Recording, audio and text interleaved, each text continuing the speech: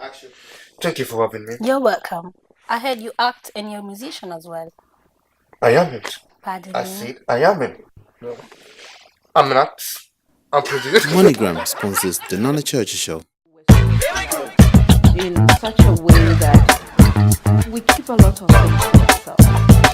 Things that we could easily. Thank you so much. I'll come back and have my share. It's been an exciting day. Earlier on, I caught up with Mrs. Okun, the lady who designed our proud national flag, the Ghana flag.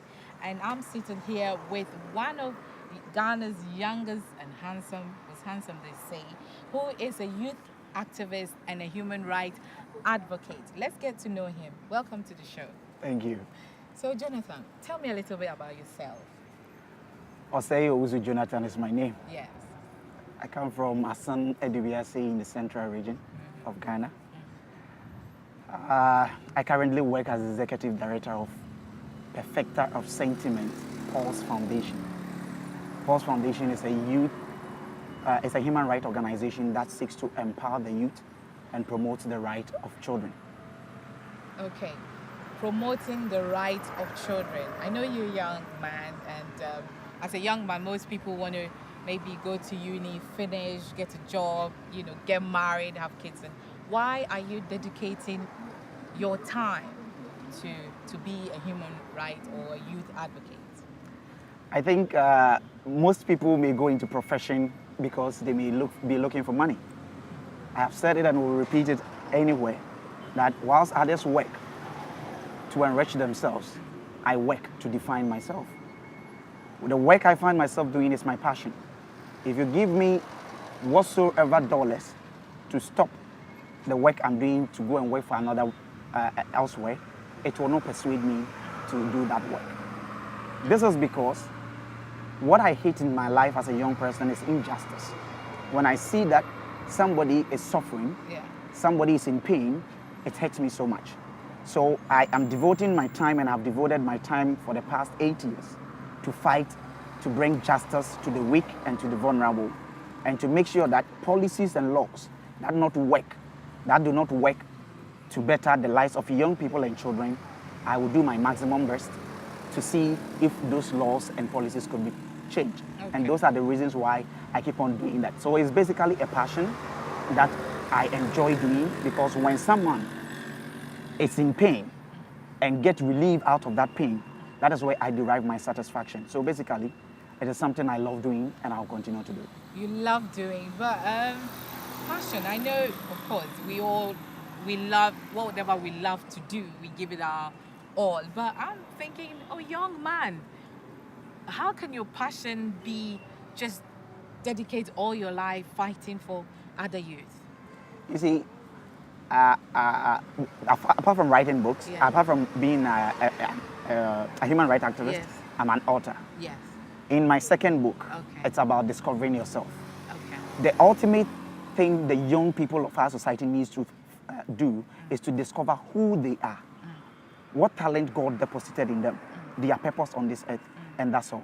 I said this because I took time to research deep down in my own self to find out what was the purpose of Jonathan Osei Owusu on this earth. That is why I told you others work to enrich themselves, I work to define myself. My purpose is to help others who have vision attain their vision. So I always see myself as someone without a vision, but I have a purpose. If you violate somebody's right, defile the girl to the extent that the girl may not have anybody to speak for her, that is where I come in. With the family, we put you behind bars, or maybe, let me say, we face the law. And when there's justice, there is satisfaction, the girl can continue to pursue her dreams. That is what I enjoy doing, and this is the reason why I will not want to go away from this purpose, but continue in this direction by which I believe God sent me on this earth to come and do. Wow. Okay, so you are helping others find their vision, or define their visions. So now you have a case, because I know you've got some cases that you're dealing with.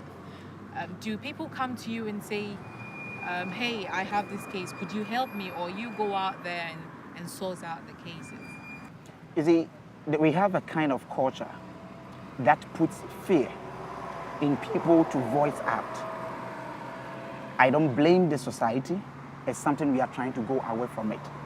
The role as an activist is to amplify the voices of the weak and the vulnerable. Because when somebody is when someone's right is trampled upon, it takes courage to be able to come and say it. So when people report that to us, we pick the case up, we investigate it. If there is a substance, we pick it up to the police and then we pursue it till the highest court gives us the decision that we believe are satisfied with. So we get some of the report from the newspapers. We get people coming to our office to report some of the cases. And it will surprise you that we fought in court that some big men who have defiled young girls to the tune of, let me say, about 12-year-old girls who have been defiled by, let me say, about 45-year-old men, have the nerves to even bring people to come and beat us in court, which were captured on the news. But we are not afraid. When I die now, I die for a good cause. But if I don't do it, somebody must do it. That is the reason why nothing will deter me from reaching out for the vulnerable and for the poor or for the weak. It is until my bones are rotten. It is until your bones are rotten. Can I ask how old you are, Jonathan? A very difficult one, but I'll be 30 years this year. Because I can feel that passion that you're talking about regards to what you do. Would you also like to tell us about your Facebook? Because it's very interesting, and I want you to tell us the title as well. My Facebook was titled Perfecting the Sentiment of the Youth Today. Yes. And that I was fortunate the book aid in the then Vice President campaign for greater discipline. Basically, we were trying to talk to the youth that irrespective of the atmosphere or the condition you find yourself, you need to brighten the corner where you find yourself. And if we are all going to do that, then we will collectively build a nation that we ourselves will be proud of. So that we will not keep on hearing that the youth of today are this, they are indisciplined, and they are that. As I don't begrudge the youth, but as you attain 18 years, you have a mind on your own to decide what is good for you. So we just encouraging them to be able to, live a good life, a better life, and then strive for better heights in life. So that was my Facebook. Wow. Do you think the youth of today, you and I, because earlier on I met Mrs. Okon, which I believe you've heard about, her generation and this generation, do you think the youth want to do something for the country or for the nation? I know you are fighting, for others to get justice, but you just said that the indisciplines are not. What is wrong with this generation? If you say what is wrong with this generation, I will say there is nothing so much wrong with this generation. I think it is not only in Ghana. When you talk about the youth and their problems and their attitude, which I know you want to hear a lot. I mean, when you go to other countries, some places are even worse. But the only worry that we have as a nation is that our youth, like you said, Mrs. Akon's time, were totally different. Those days, society were raising children. But now, because of nuclear family trying to copy the things we see on radio, on TV, and from the developed countries, which not all of them are good, the youth are also now becoming like unguided, so they take anything, and that is where the problem is coming. You see, the youth have been blamed for a lot of problems that goes on in the country.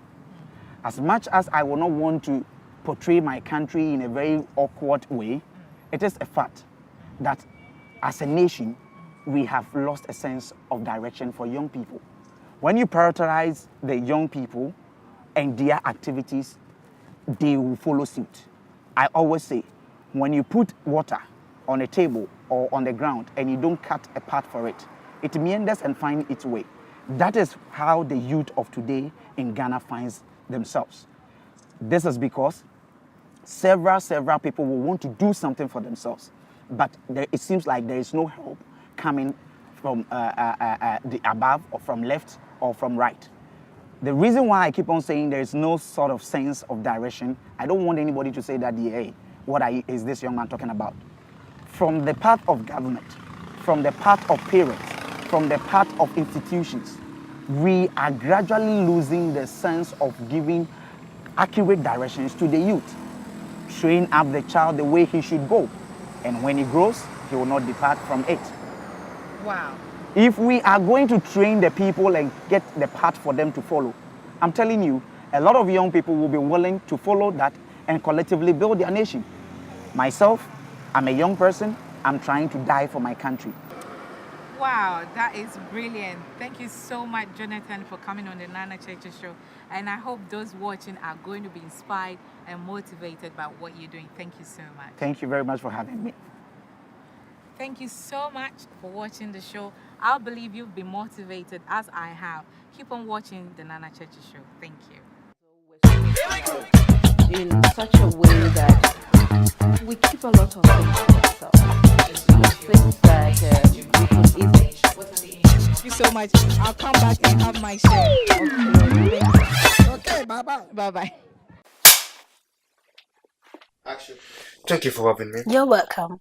I heard you act and you're a musician as well. I amn't. Pardon I me. said I amn't. No. I'm not. I'm producing. MoneyGram sponsors the Nana Church Show.